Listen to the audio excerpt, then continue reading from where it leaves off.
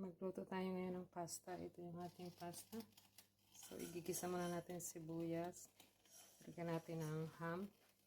Tsaka sweet corn. At saka cheese. At saka tomato sauce. So, igisa muna natin yung onion.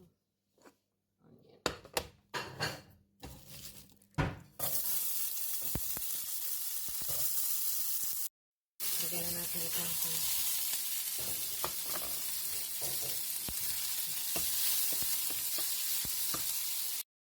So, ayan guys, tapos na.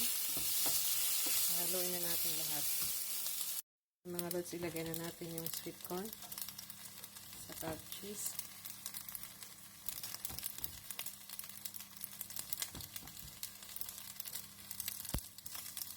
Saka, ilagay natin yung cream.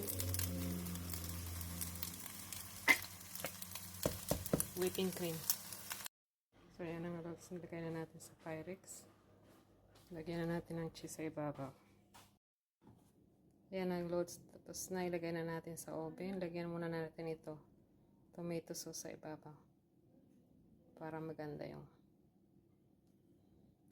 lagay sa oven. Lagyan natin sa oven mga 45 minutes. So ayan na mga loads. Luto na yung ating pasta.